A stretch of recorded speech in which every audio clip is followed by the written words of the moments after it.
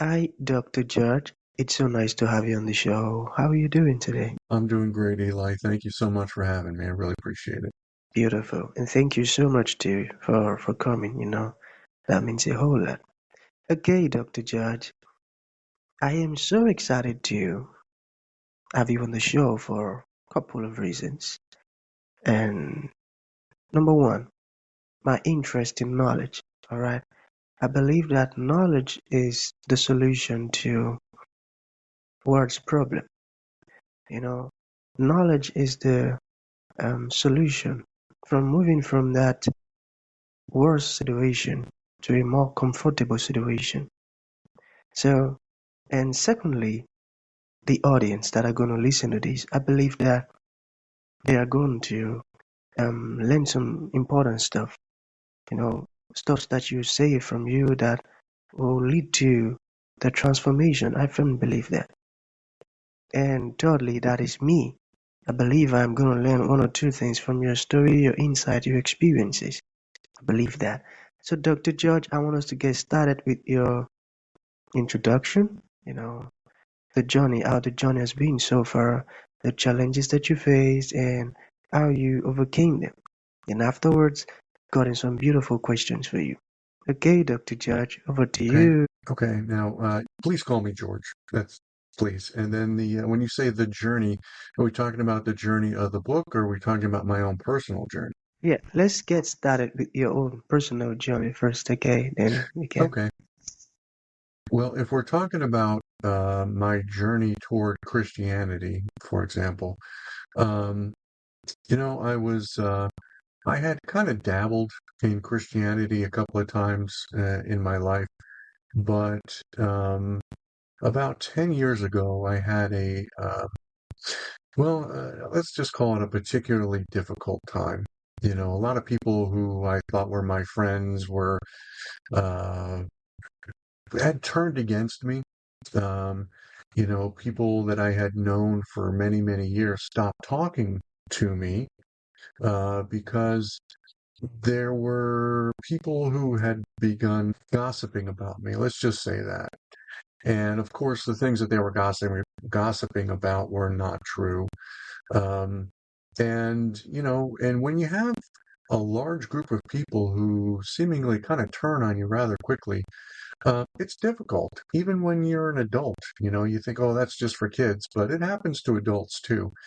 And it was all about there was a job opening, and there was someone who saw me as their primary competition for that job.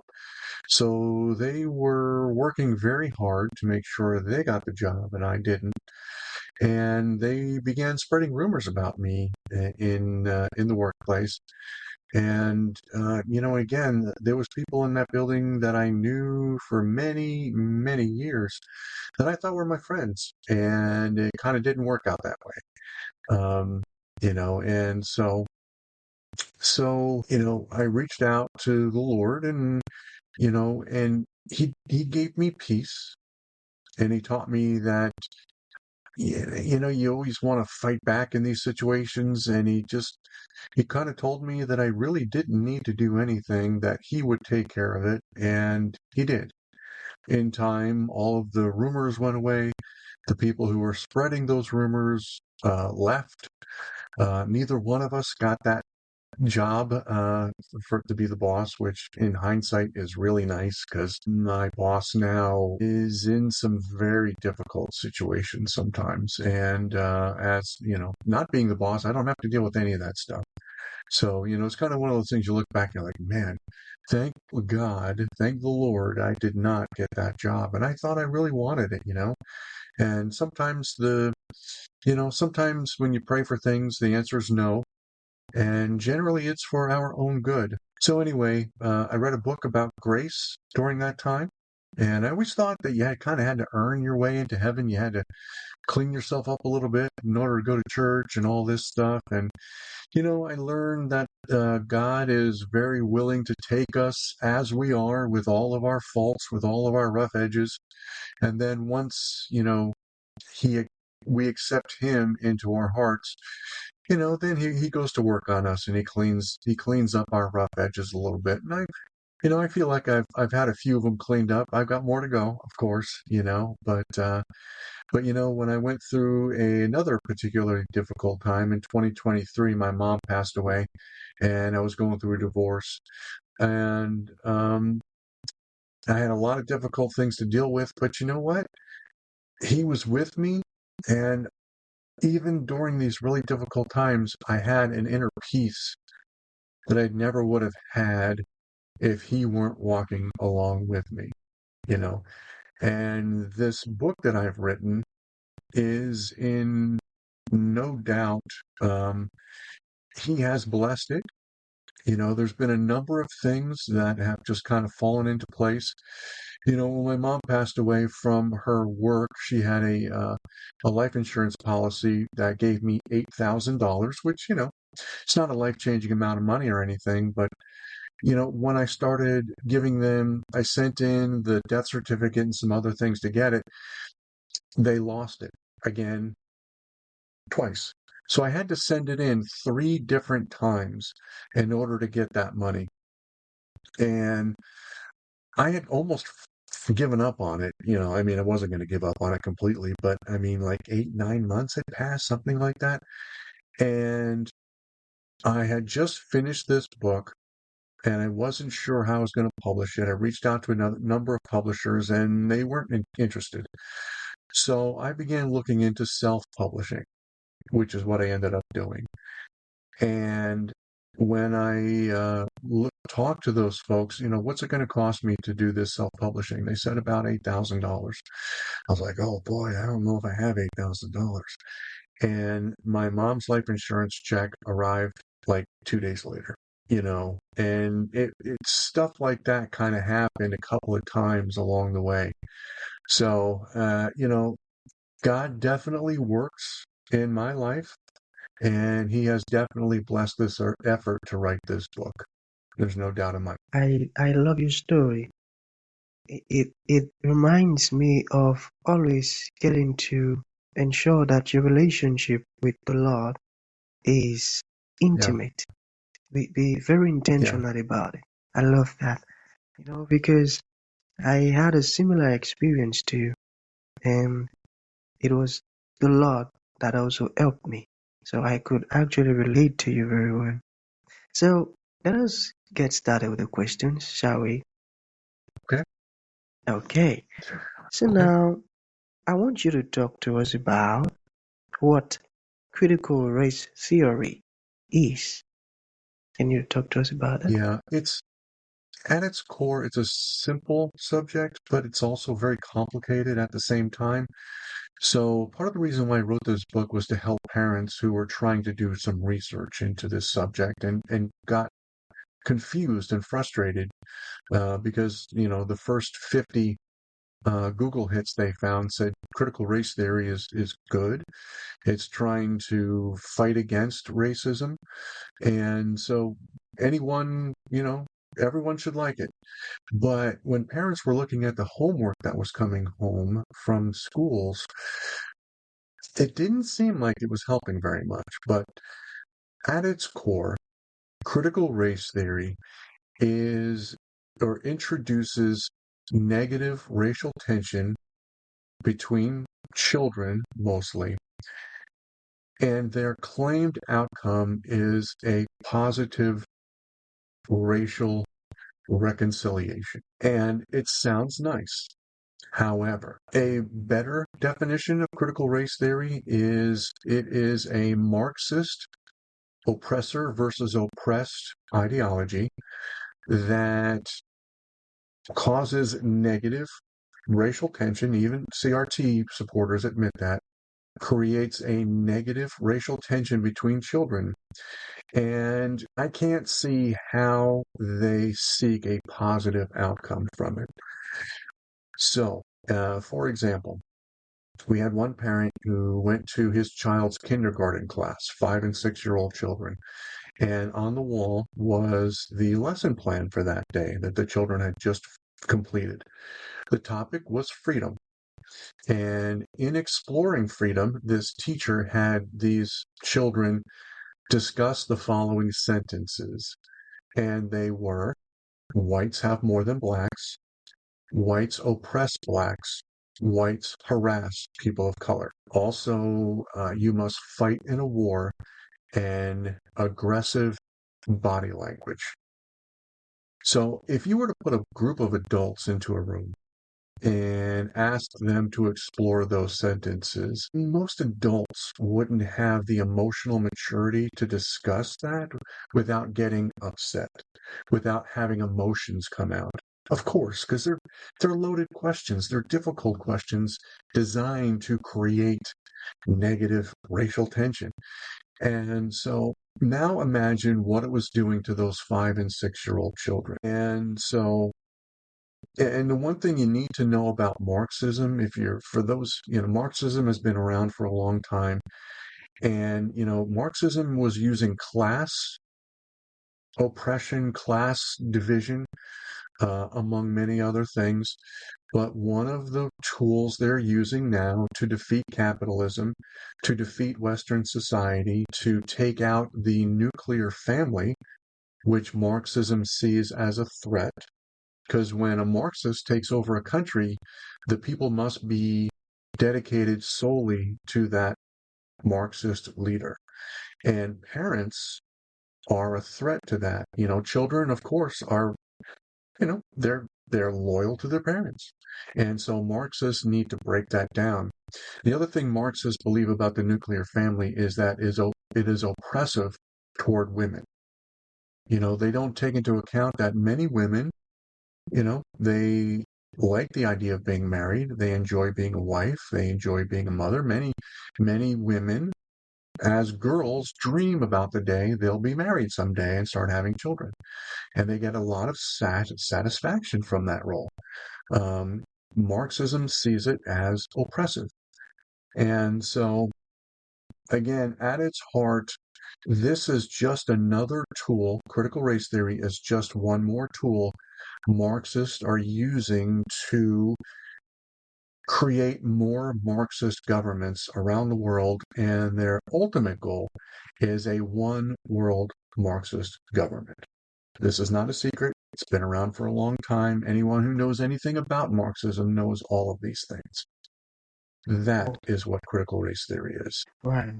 Well, thank you for that explanation. Thank you so very much. I love that. I love the way you explained it. You made it quite easy Well, to thank you. understand. That's very kind of you. I appreciate it. And I try to break it down into simple terminology. Because a lot of when academics write papers, they write them so that, it's like they write it on purpose so no one will understand what you're talking about. And I wrote this book as a dissertation to get my doctoral degree. And my goal was to try to rewrite that academic-ese writing into plain spoken English so that anyone can read it and understand it. And again, that was one of my goals, to help out parents with a book that was simple to read, simple to learn. And I hope I achieve that, although I know there's parts of my book that are kind of complicated and deep, but I did my best to try to break it down as simple as possible. Okay, we have two more questions to go. What Okay? is the psychology of shame? Can you talk to us Okay, about that? I can. Critical race theory at its core is a form of brainwashing similar to the type used in Red China, Soviet Russia, and Nazi Germany. And what it does is it is a method where you take negative, negative, negative, negative, negative, negative, and you teach a person, in this case, children, negative lessons after negative lessons after negative lessons. Your country is racist. Capitalism is racist.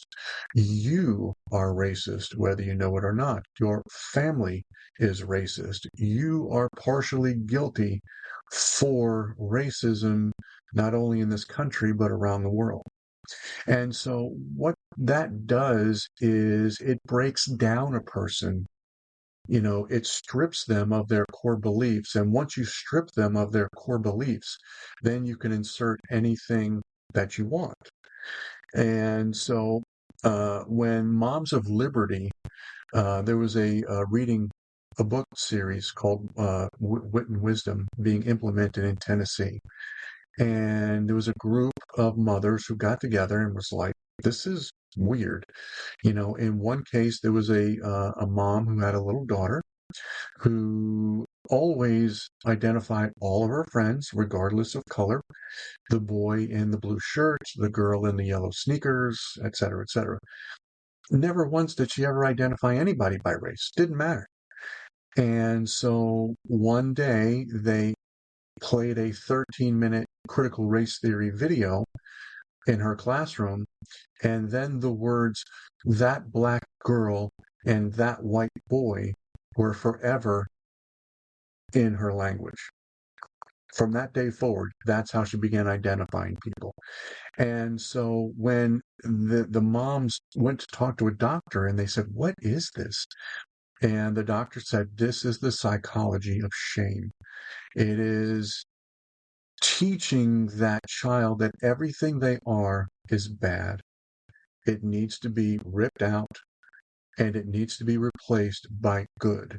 And in the place of critical race theorists, good means woke ideology, where race is always your first consideration, no matter what. Our conversation here today, I'm here because, well, you asked me, and our short discussion seemed like it was a good one, leading up to this. I looked online for you and found you, and I liked what I saw. But according to critical race theorists, the first thing I should have noted of you was your color, period. But that's not why I selected to be here. That's not why I chose to be here and have this conversation with you. I chose to have this conversation because of who you are. The content of your character, as Martin Luther King once said, not the color of your skin. But with critical race theory, the first thing I should have noticed, well, he's black, so I guess I'll do it. Or he's black, I'm not going to do it if you want to be, racist, I suppose. But that is the psychology of shame. It is designed to shame people into destroying their core so that CRT Marxists can replace it with their socialism, communism, etc. That's evil. That ain't Scary good. stuff, huh? I tell you, Scary stuff. that ain't good at all. Now get into teach little kids that evil stuff. That's unfair. That ain't good. Okay, Judge, you've said some amazing stuff, amazing insight, incredible stuff. So to bring this to an end, Judge, what would you like to leave the audience with, like a final thought? And to those Okay. ones who would like to reach out to you, get your book, learn more about what you do. Okay. Well, one thing critical race theorists like to do is they like to what's called gaslight parents, which means they like to convince parents that they, as educators, know better what's better for their children than the parents do. Nothing could be further from the truth. So if you ever come to a point where you find critical race theories being taught to your child and you don't like it, and you go and you complain to the school, do not allow that school teacher, that principal, that vice principal, do not let them tell you they know better, what's better for your child than you. Not true. Not even close. The other thing, one of the tips I have in my book is if you suspect critical race theory is being taught to your child, one of the things you can do, many schools have online course descriptions. So if you were to go online and look at the classes and what was being taught in that class, if you see words like oppression, marginalization, white supremacy, systemic racism, chances are your child is being taught critical race theory. Now, schools are kind of hip to the fact that parents know what critical race or know the words critical race theory and don't want their child to learn it. So you're not going to see the words critical race theory out there. But what they do is they remove the words critical race theory, but then they leave all the content in place for that class. Nothing's changed, but just the words critical race theory don't exist anymore as far as that class is concerned. So that's one tip that they can use. So, but if they want to reach out to me, the best way is to follow me on my Facebook page. And it is this title of my book plus my name, Critical Race Theory in Your School, How to Fight Back by Dr. George Maurer. And every day I post a news story, if there is one. Sometimes the last couple of days there haven't been many. And what I'll do is I'll post a news story about critical race theory or something related to critical race theory. And parents can use this as a tool to stay up to date to the latest information on CRT. And so while they're there, hopefully they'll learn something. It'll help them stay informed. But while you're there, if you have any questions, please reach out to me. Send me a message, make a comment under one of my posts, and just ask any question you want. I'm happy to engage with you. I'm happy to answer any questions that you may have. I mean, I wrote this book to help people. And so if you need help, reach out to me on my Facebook page, and I am more than happy to help you. Please ask the question I want you to. Beautiful. You know, right in my mind right now, I am thanking God for people like you, for the work you're doing. Amazing job, I tell you. I'm grateful to God for you. That is That's a very good one. kind of you, and I appreciate it. I'm just one person. I'm just Yeah, one person doing what I can. That's all. Just trying to make my little corner of the world a little bit better.